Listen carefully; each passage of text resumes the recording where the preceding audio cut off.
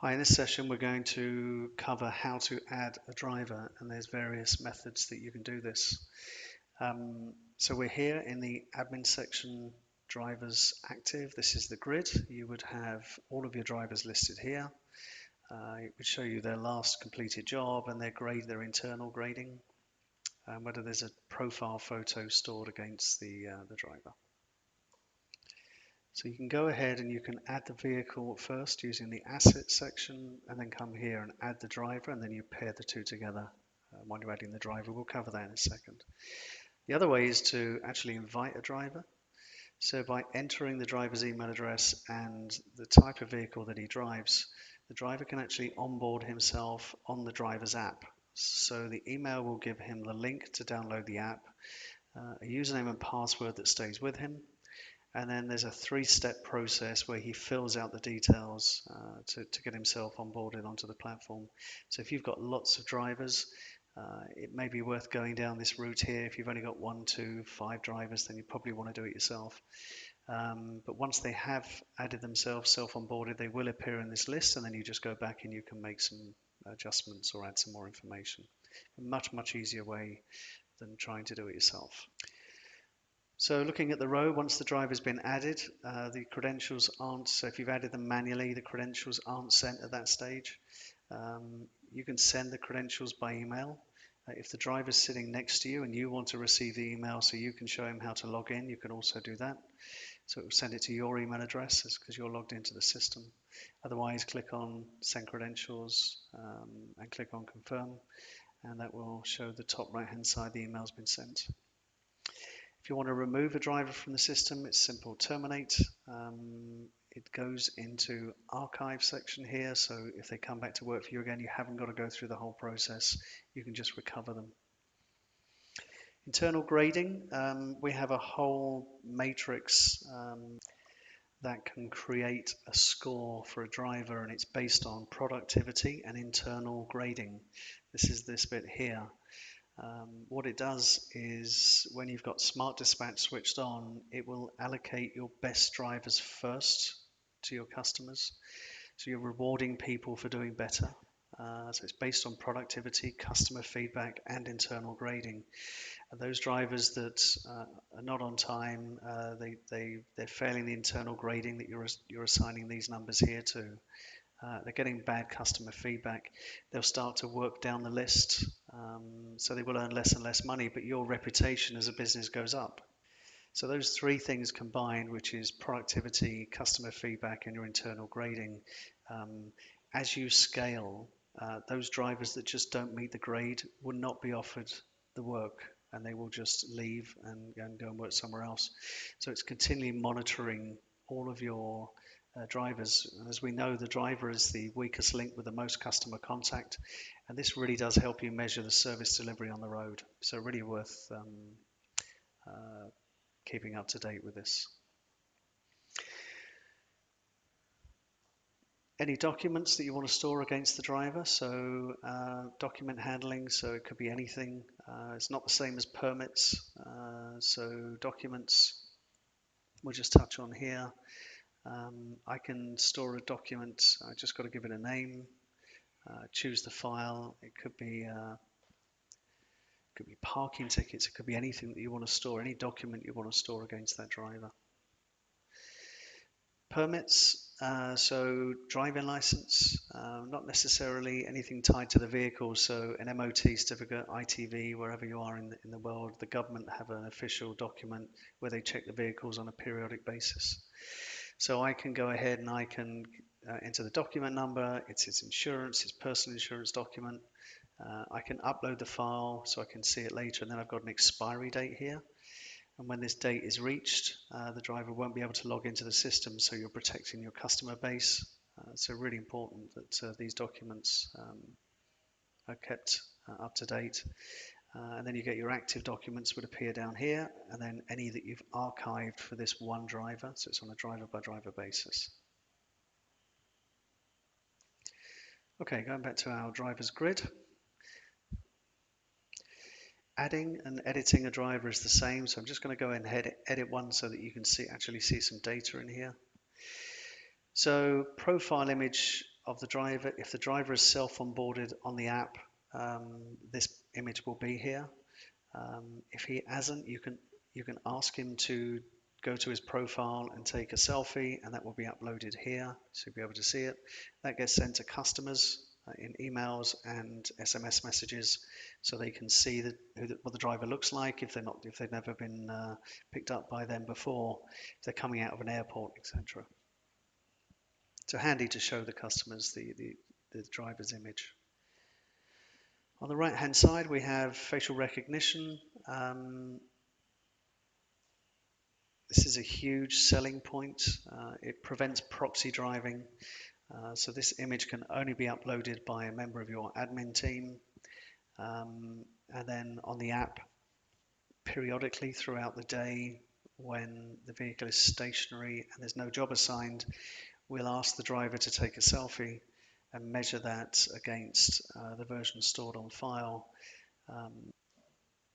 It's really helpful if you don't see your drivers very often, to know that the guy behind the wheel or the girl behind the wheel is the person you've registered on the system.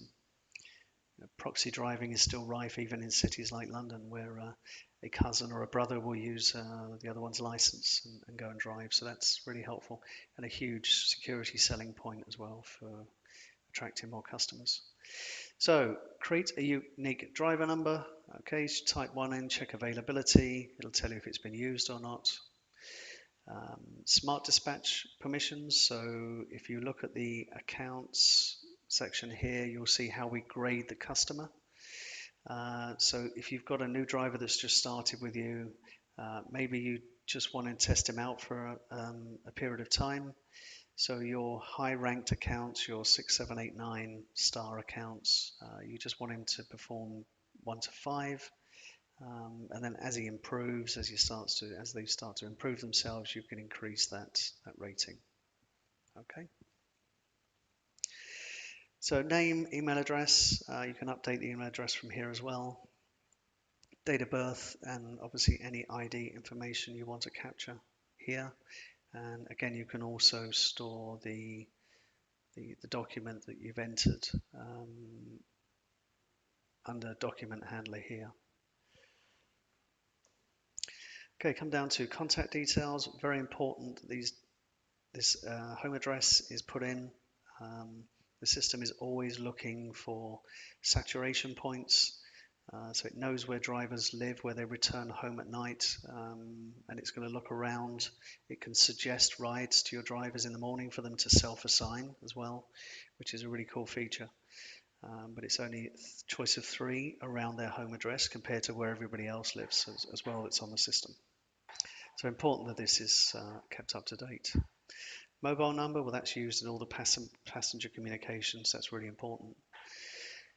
Emergency contact, so it would be, I'll just use an example. You would put Helen, wife, and Helen's contact number. Okay, so that's how the emergency it's just a contact book if something happens to the driver while they're on the road. You'll be able to have a contact number to reach out to. So the driver profile.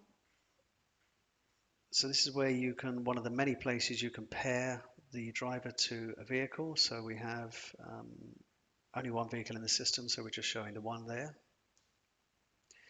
Coming across is the driver employed. So is he on a fixed salary? The answer would be yes. If he's not, then we include him in the driver's pay run, which is covered in another video. And coming down to some charges here. So how do you charge the driver? Is it a fixed rate per period? So 150 euros a week, or however often you do the pay run. That's one way. The other way is a variable rate. So what has the driver earned over the period since the last pay run, and then you charge them 25%. Okay, that's quite normal. Not used so much anymore, but if they collect cash in the vehicle, what's the percentage you want to be able to take off of the driver for any payments taken in the vehicle? If you provide insurance, it could be your own car that you're providing to the driver, then what's the insurance charge? for a given period. You'll know when the pay runs are. They're either weekly, bi-weekly or monthly. So you need to put in enough in to cover the period. If it is your vehicle, what's the rental charge? It's 150 euros, dollars, pounds a week. And do you provide the technology? So iVcardo has a meeting board app and a driver's app. Are you providing the tablet and the phone? In which case, how much do you rent it to the drivers for? So when you're creating the driver's pay run, all of this is taken into account. So it'll give a gross figure and then it will break down the charges line by line. Okay, and any charges that are zero just don't appear on the driver's pay sheet. So coming across to working patterns, you have full control over this. This is just the default text that we put in, but you can go ahead and change it. It's great to identify saturation. You may have bookings coming up for an event in the future you don't know anything about in your area. If you've got drivers, it could be in the evening. If you've got drivers that work nights, it's going to start to flag you and say there's a potential issue coming up. So really important that you get the right shifts for this particular driver that's working. On the driver app, can the driver change the vehicle? Yes or no? So there's many places you can pair a driver and the vehicle. One is on the app. The driver can do it himself. The drivers also have a login to our RideBridge platform, which is where they can see any assigned rides. They can self-assign rides in the future. There's a lot they can do, edit their profile, run reports.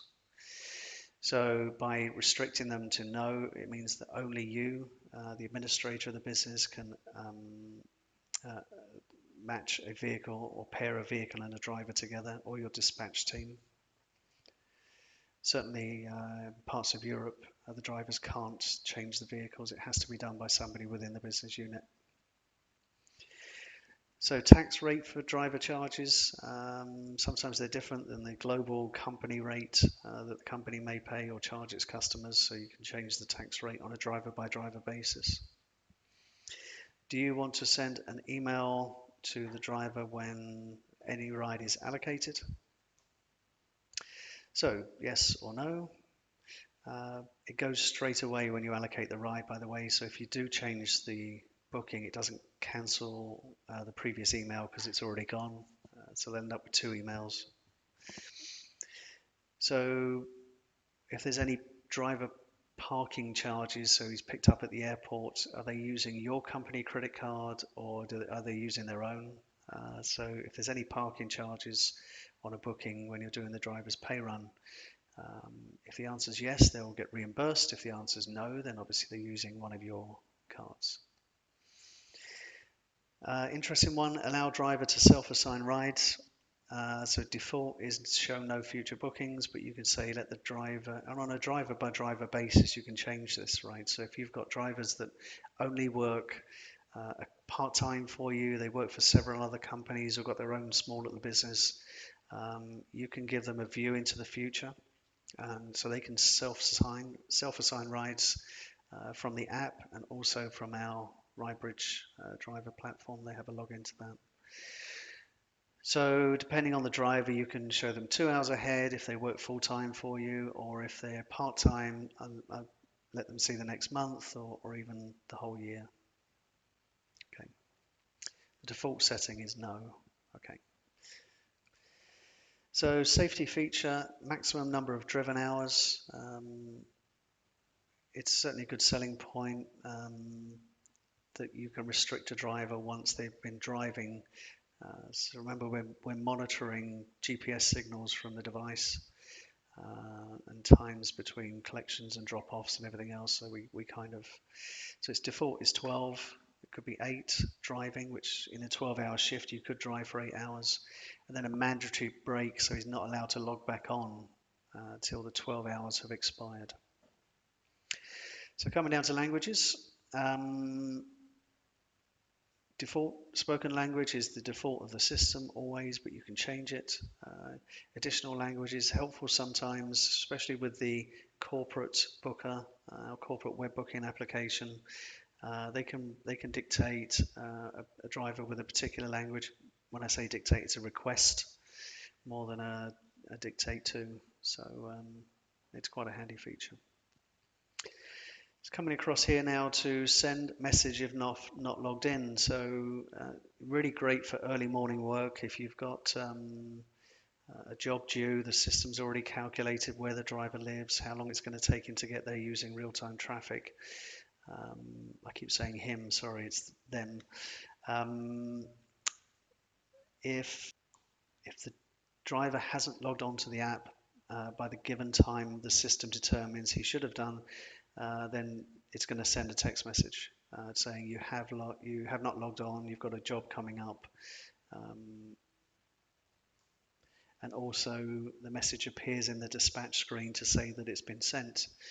I say it's great for early morning work. It works 24/7 all the time. So if you've got your part-time drivers that have self-assigned a job a week ago and it's due now and they haven't logged on, it'll send a message. So it's just protecting that service level.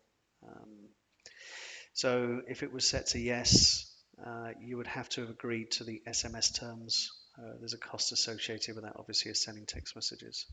So just by selecting yes doesn't mean it's going to work. You have to switch on the SMS message service.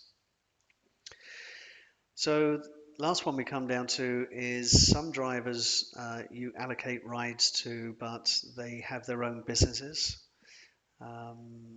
So you can allocate them as though they're one of your drivers, but pay them as a vendor because they've got their own registered business. So up here under the Transport Services Manager layer, you would add a virtual vendor. And then when you add the driver here, that virtual vendor appears in this list and you would just assign it. So when you're doing the driver's pay run, it won't include this driver. It pays them as a vendor and creates an invoice, self-billing invoice. So the default is always set to the company that's registered, so our Acme Taxis company that we've created. Any permits that have been assigned to this driver, so if you wanted to see driving license, the taxi license, the private hire operating license, they would be stored here. You could just open them. And then after they've been added and they've performed a few rides, then obviously we've got the feedback option down here, which will show the feedback from the customers if you're using feedback. So on a driver by driver basis, you can open their profile and you can see the whole information. So when they've been added, they appear in the active list. As I said, you can send the credentials, which will give them the links and the username and password.